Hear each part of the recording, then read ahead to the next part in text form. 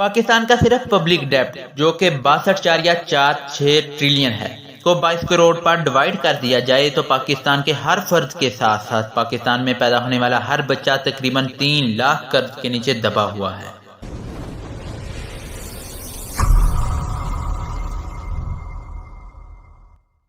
IMF یعنی international monitoring fund 1944 میں قائم ہونے والا یہ ادارہ جس نے 27 دسمبر 1945 سے اپنے کام کا آغاز کیا، آج نہ صرف دنیا بھر کے معاشی حالات پر نظر رکھے ہوئے ہے بلکہ ساتھ ہی ساتھ تمام انڈر ڈیولپنگ کنٹریز کی اکنامک سچویشن اور اکنامک سٹیبلٹی میں اہم کردار ادا کر رہا ہے۔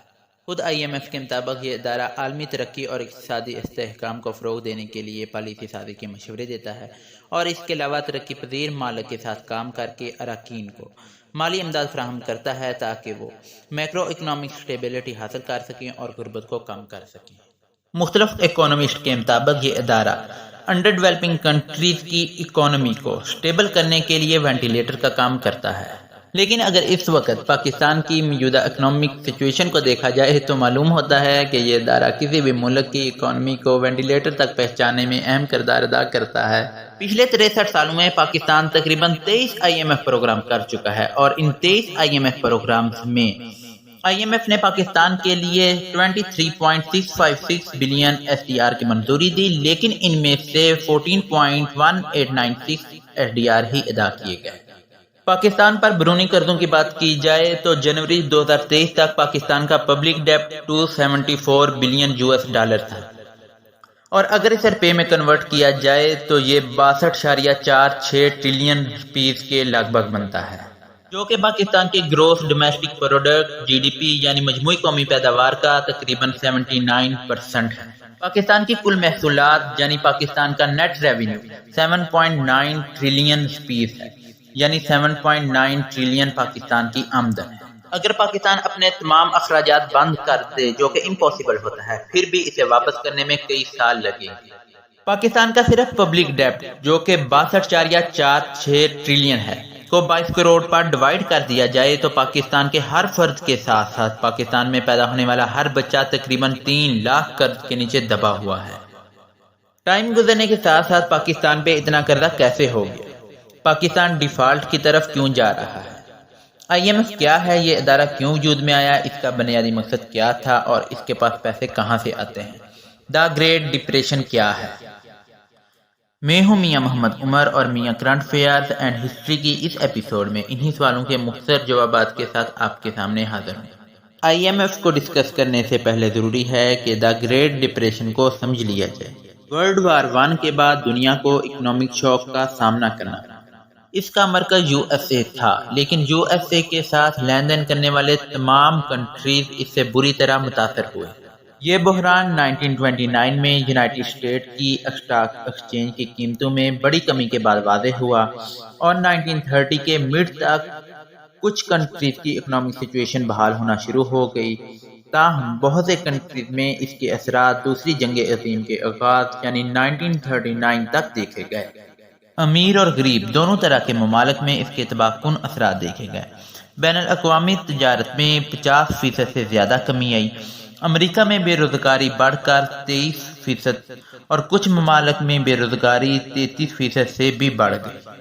دا گریٹ ڈپریشن اور ورلڈ وار 2 کے بعد دنیا کو ایک ایسے ادارے کی ضرورت محسوس ہوئی جو بین الاقوامی مالیاتی نظام کی تعمیر نو کے لیے کام کر سکے۔ 27 دسمبر 1945 کو IMF کی بنیاد رکھی گئی۔ شروع میں اس کے ممبران کی تعداد 29 تھی، لیکن اب اس کے ممبران کی تعداد 190 ہے۔ اس کا ہیڈ کوارٹر واشنگٹن DC میں ہے۔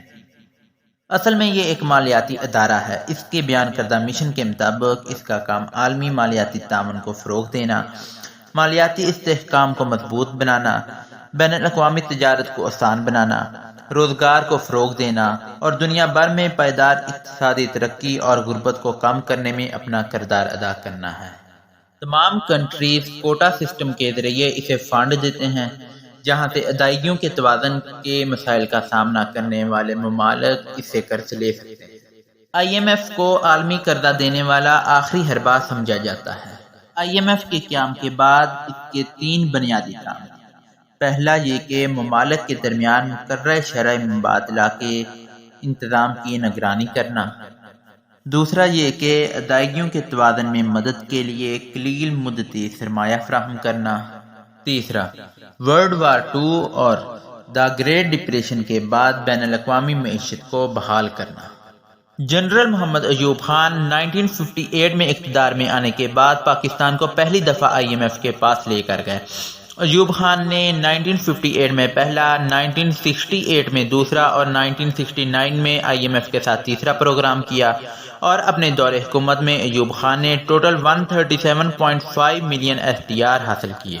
ان کے بعد ذوالفقار علی بھٹو نے 1972 سے 1977 کے درمیان IMF کے ساتھ 330 ملین SDR کے 4 قرضوں کے پروگرامز پر دستخط کیے۔